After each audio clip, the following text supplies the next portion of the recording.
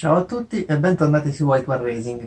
Oggi ci occuperemo in particolare del differenziale scarico travaso, che è uno dei più importanti parametri per valutare l'arco di utilizzo e il rendimento di un motore a due tempi.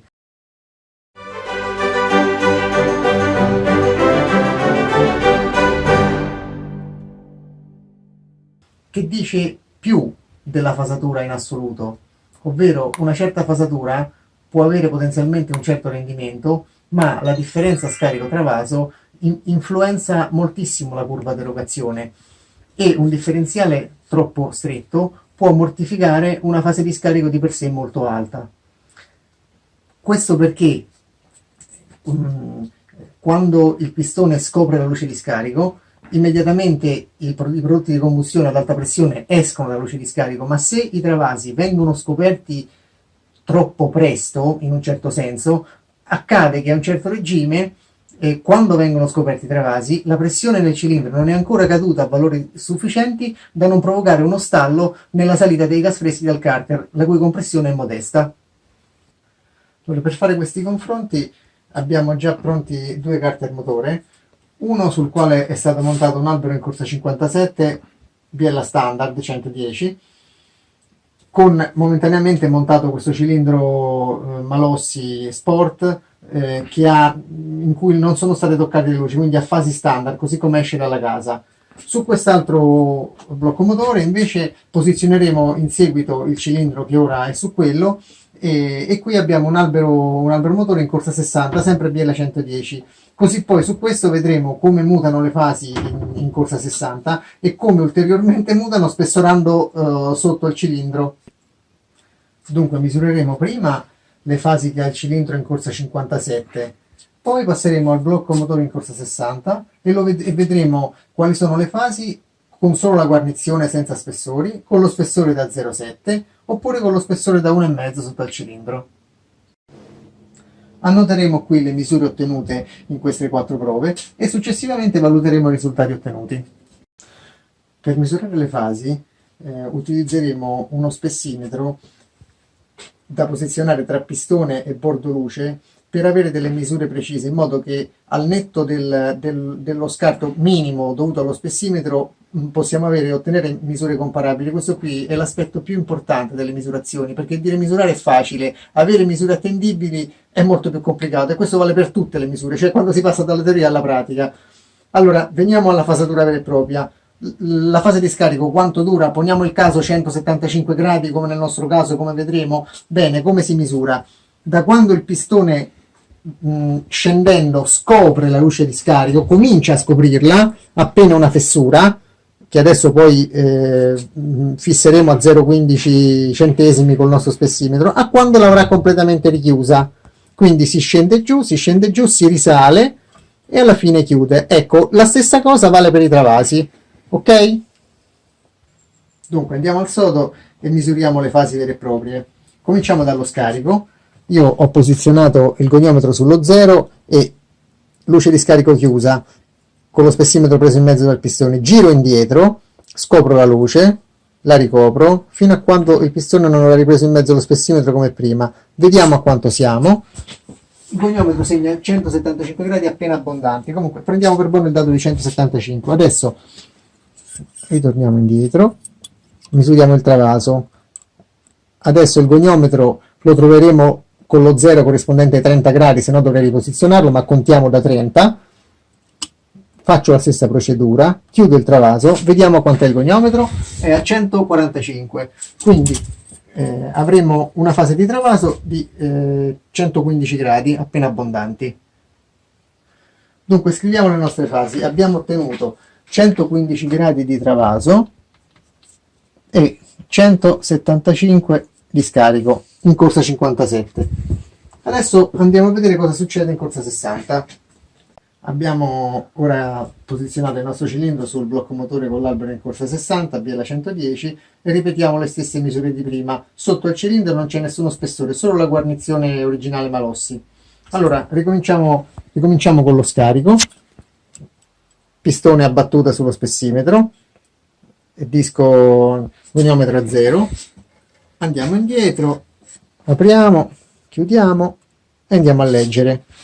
e abbiamo 178 gradi di scarico. Quindi la fase di scarico si è allungata di 3 gradi, passando da corsa 57 a corsa 60. Vediamo cosa è accaduto al travaso. Eccoci qua. Travaso, partiamo in questo caso da 28 gradi, senza rifissare lo 0.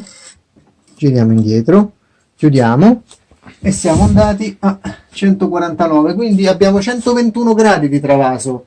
Il differenziale si stringe, siamo passati da 115, 175 a 178 di scarico e 121 di travaso.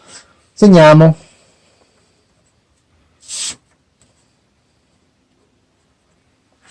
Ok, adesso mettiamo lo spessore da 0,7 sotto al cilindro e vediamo cosa accade. Eccoci qui, abbiamo montato il nostro cilindro sempre in corsa 60, però con uno spessore di 0,7 mm aggiuntivo alla base, più la guarnizione originale Malossi, perché quando si montano gli spessori una guarnizione comunque bisogna mantenerla, solamente una, non due, in modo che si fa un falso montaggio con basetta premuta con un sigillante e poi solo quando si mette il cilindro si mette una sola guarnizione sopra. Allora, ricominciamo la misura.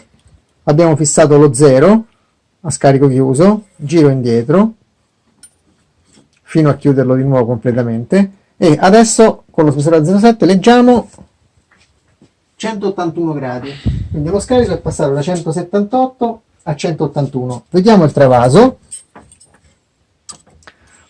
Dal travaso partiamo da 27 gradi, 27,5 per la verità, e finiamo a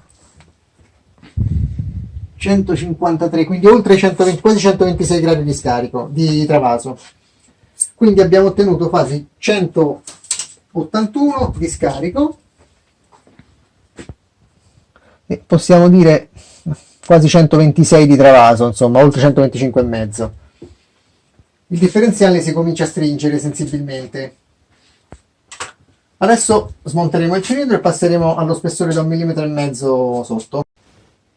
Abbiamo montato ora il nostro cilindro con lo spessore da 1,5 mm sotto, oltre la guarnizione standard Malossi, e andiamo a misurare la fase di scarico. Partiamo da 0, giriamo indietro e leggiamo 183,5, quasi 184 gradi di scarico. Ora misuriamo il travaso. Mettiamoci a 0, che in questo caso corrisponde ai 27 gradi del goniometro, e arriviamo fin quasi a 156, quindi sono quasi 129 gradi di travaso. Adesso scriviamo le nuove fasi, che diciamo siano 129, 184.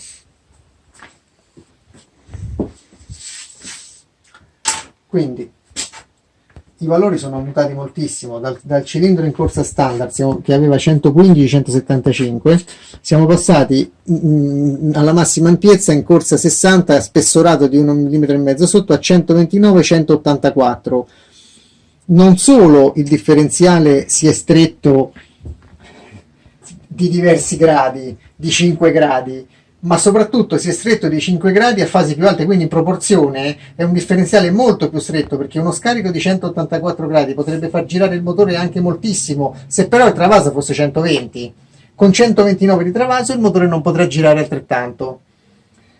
Per quanto per le esperienze fatte, io ho verificato che in corsa 60 è opportuno mettere uno spessore di 0,7, perché anche se potrebbe andare benissimo con 0 il pistone esce troppo dal cilindro, con 0,7 è un giusto equilibrio perché esce poco, 1,5 mm assolutamente no, perché le fasi diventano troppo lontane da quelle per cui era stato progettato il gruppo termico, che appunto nasce in corsa 57. Con le misure di oggi abbiamo visto quanto variano le fasi al mutare della corsa e con lo spessoramento sotto al cilindro, e quanto detto riguardo all'opportunità di spessorare moderatamente sotto il Malossi Sport. Io di solito metto 0,7 quando passo a corsa 60, anziché 1,5, è per far funzionare quel cilindro nella maniera ottimale così com'è, cioè senza alzare lo scarico. Se si spessora 1,5 mm, si può far funzionare bene il cilindro ugualmente, avendo un range di utilizzo ottimale e un allungo considerevole, però bisogna alzare lo scarico, cioè portarsi oltre i 185 gradi, magari 187, 188. È un'operazione che nel caso di specie ha poco senso, perché esiste il Malossi MHR in corsa 60, per cui desiderando un arco di utilizzo più spostato verso l'alto è utile scegliere direttamente quel gruppo termico. Altra cosa, queste considerazioni valgono allo stesso modo su tutti i motori quando si cambia corsa, quindi anche sulle small, quando si passa per esempio da corsa 51 a 53. Sono riportabili esattamente allo stesso modo, e va tenuto presente che al variare della corsa la fase di travaso si allunga molto più di quella di scarico, quindi per ottenere il rendimento ottimale bisogna ripristinare il differenziale desiderato lavorando lo scarico verso l'alto. Un saluto a tutti e appuntamento al prossimo video. Se ti è piaciuto il video, lascia un like e condividilo con i tuoi amici. E ricorda, White War Racing non è un'officina, ma un'associazione sportiva dilettantistica che prepara motori solo a fini sportivi e solo ai propri associati.